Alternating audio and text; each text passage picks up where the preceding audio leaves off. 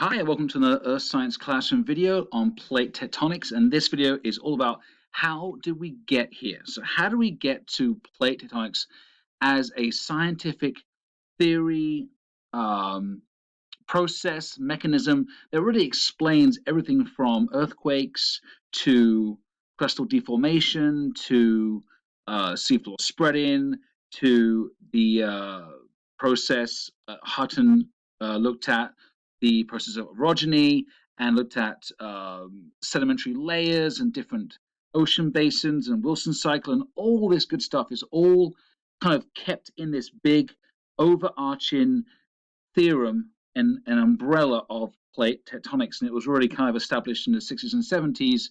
And now with satellites and algorithms and computers, we have a much better way of assessing the effectiveness of these theories. And lo and behold, they were, as far as we know on current understanding, it is the best thing to explain what happens on our surface of the Earth. All right, guys, so here we go.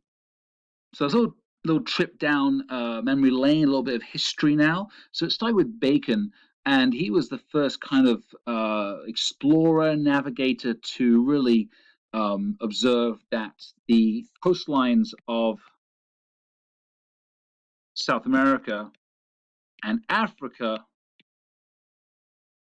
could fit and be part of some big jigsaw puzzle. And then came along Finlay with the first kind of like world map, the detailed map of the continents either side of the Atlantic, again, started to put down on paper the clear pattern that was there in front of their face, which was the fit between South America and Africa.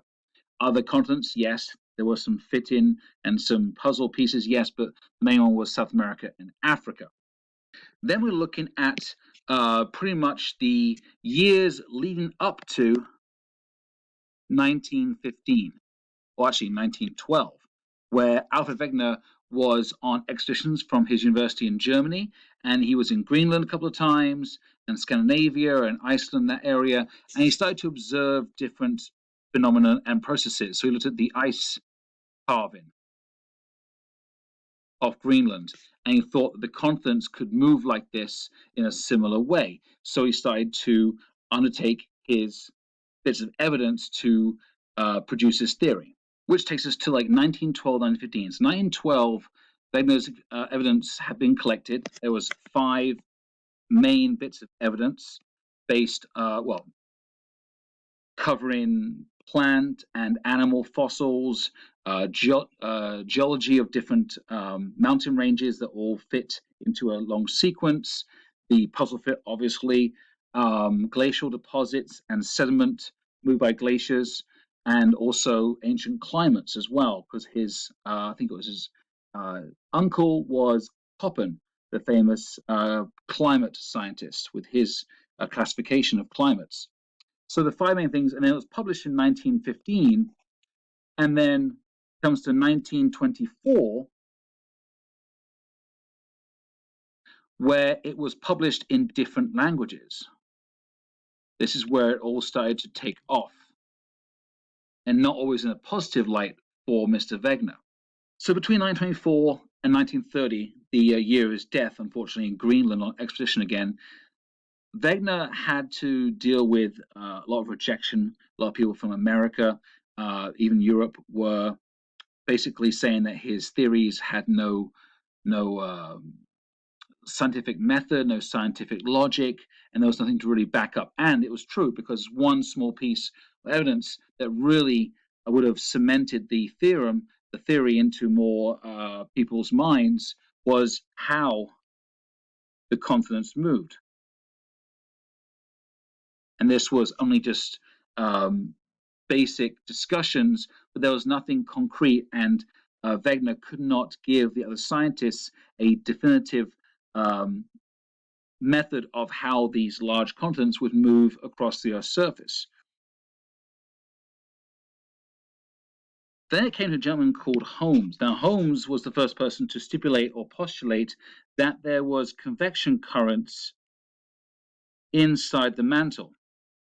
Now, this was only just a scientific guesstimate or prediction based on what happens on the surface of thermodynamics, and there was really no way to prove this at that time in history. And then Alex Dutoit in 1937 was another person that came out as an advocate to support Wegener's evidence and theory of continental drift. So let's put in continental drift over here, like a vertical thing over here, just showing that the basically 2, 3, 4 is continental drift, and 5 is like the either the people that are saying something to add to it, or they are confirming it.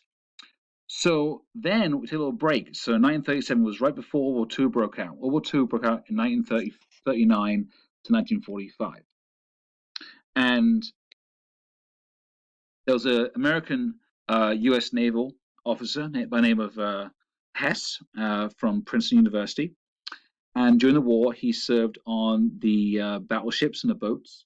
And he was given, as one of the captains of the boats, or one of the senior officers, he was able to use the new technology that was put on the boat to win the war. And one of those new tech pieces of equipment was sonar, which is sound, navigation, and ranging. And this was basically, a tailor-made military application of science to locate underwater objects, hopefully U-boats and enemy ships, enemy torpedoes, and even the occasional underwater mountain, so the submarines and boats won't sail into them. So sonar was used extensively, and all through the World War II, both Pacific and Atlantic was extensively mapped for the ocean floor. The bathymetric maps were created, and Hess had access to these.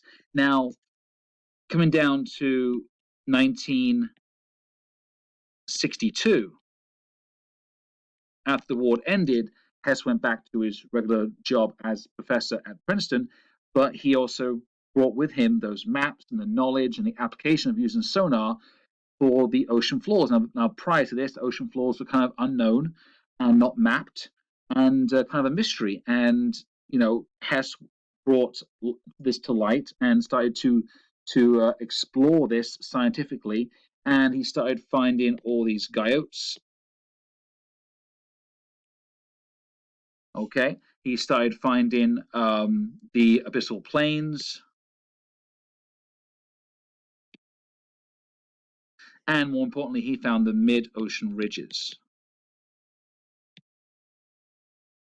The one that was very pronounced was the one in the Atlantic. So basically, he started to gather evidence and gathered rock evidence, geologic evidence on rock ages and composition, chemical composition, elements, and found that there was obviously a spreading center at the ridge with lava uprising and coming out of the ridge and forming new basaltic rock, and to form the majority of the ocean crust. And with that happening, the ocean floor was moving.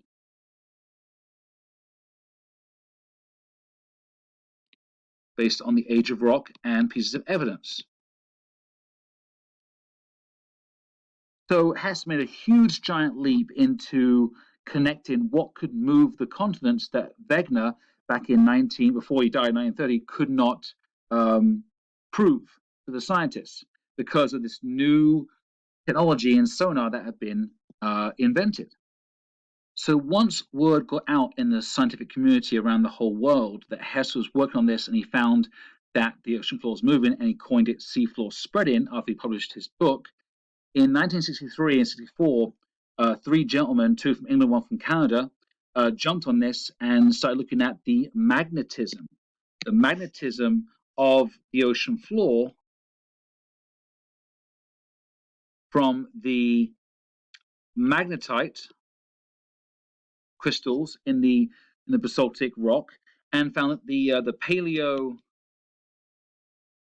paleo records showed stripes and anomalies